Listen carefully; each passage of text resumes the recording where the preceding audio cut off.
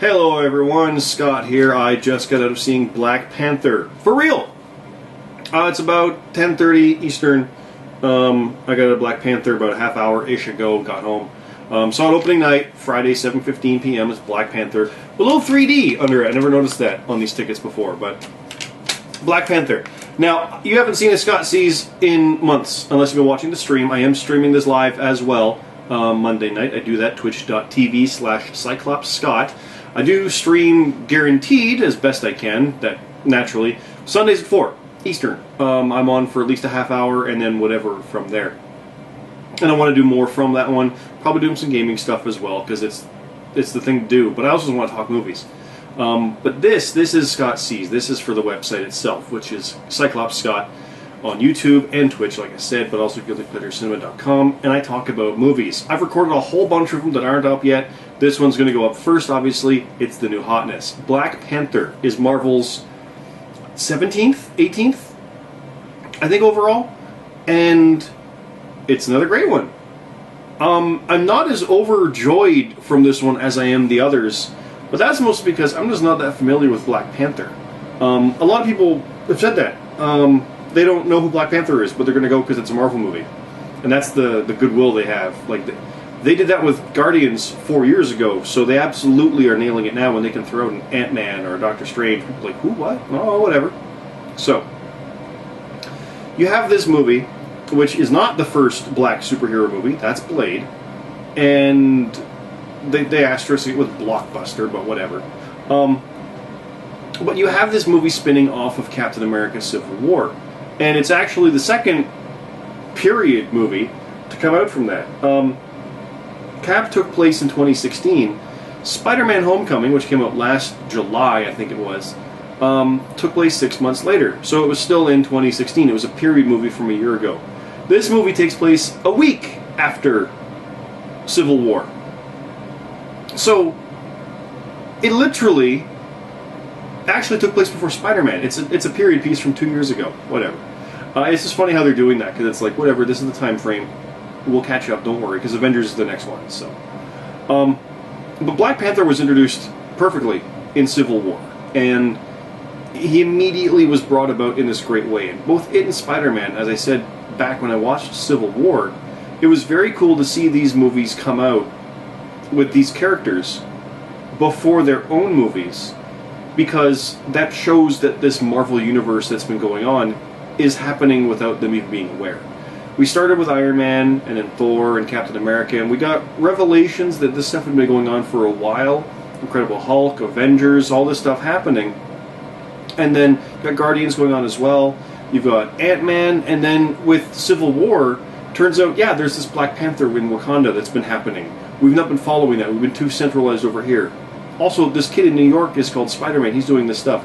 There's literally more than they can keep track of, which plays into the whole point of Civil War and the Sokovia Accords and the Registration Act. It's perfect. Unlike Justice League, which this is not a versus situation where it's like one is better than the other, but Justice League had to spend time with full-on origins to get you to care. Civil War brought it in like, here's what's going on. It's now, and we'll get to there, don't worry. So it brought it in organically, I felt. Way better. They've benefited from that, I think. And Black Panther now has him going home, and you get to see him dealing with coming home, and you introduce that to the audience in a perfect way. He's coming back home as king. You get to see all the stuff about the coronation and how that works, which is perfect. If we saw that already, it wouldn't have worked. We need to actually be establishing this as we go and invest in it that way. So it works great for that. And it's an amazing combination of tech and old school, because they've said about the accents, they want to make sure that they found an accent that wasn't tinged by English colonialism, because they never were. So they wanted to have an African sounding accent, but it was definitely unique and uncorrupted, I think is the way they put it, unspoiled. And that's how their tech is. They've literally still got grass hut type stuff on skyscrapers. I don't mean like grass hut skyscrapers, but just like the trimmings of buildings and stuff. It was very neat in that old school style way. So that's how they did that. That's how they went with that. I'm gonna talk any spoilers, obviously. I never do that in these. I always try to recommend the movie, and I do recommend it, absolutely. This is easily the most standalone movie they've done in a while, much more so than Doctor Strange and stuff like that one. Like, you're kind of accepting the fact that there's this world, and magic can also be part of it. But with this one, it stands on its own. Like, the whole vibranium aspect in Wakanda is unique in and of itself. Like, S.H.I.E.L.D. isn't even mentioned in this. There's some stuff with characters you've seen before, but they're literally referenced into here. Now, there are after credit bits as well, but it's what it is. It's fine. It doesn't. You don't need to have seen any other movie to get it. From that, we have an awesome solo movie. There's going to be more, obviously, and he's going to be in more Avengers movies. Obviously, he's in the trailer for Infinity War and stuff like that. But this movie is just kind of incredible in how it pulls it all off, because it makes it look organic and yet new, but is still the 17th Marvel. It's nuts. Something else I know people are going to like, probably, is that there's far less jokey humor. There's some funny stuff, funny lines. I always say a movie doesn't have to be a comedy to have humor in it. Horror movies have humorous bits, and dramas have humorous bits, like just funny lines and stuff like that. There's jokes. It doesn't make it a comedy. It makes it realistic. This movie does have that, but it's much more serious in tone, so people are going to like that. Like, the stakes are there, and yet it's not the fate of the world. I mean, it kind of is. It kind of is, in a sense, where if something happens, it will go that route, but overall, it's for the fate of the nation.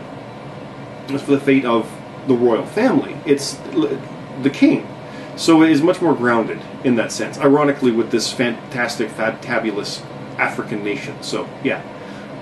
Absolutely check it out. It is easily recommended. I'm not rating it as high as I normally do with a Marvel movie when I come out of it, because often I think of it and I knock it down a half point or even a full point out of 5. So I started with a 3.5 on this one, because there's no immediate rewatching for me on this one right now. But I feel like it's actually a better movie than some of the others and will hold up better in the long run. So, there you go. But that's that. Thanks for watching. Do check that movie out. I do recommend it. Do check out everything on guiltypleasurecinema.com. Cyclops Scott here on YouTube and on Twitch.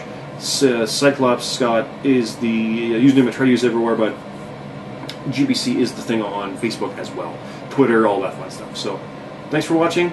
I'll see you next time. And stay tuned for all the other ones uploaded shortly. They're coming. Yeah.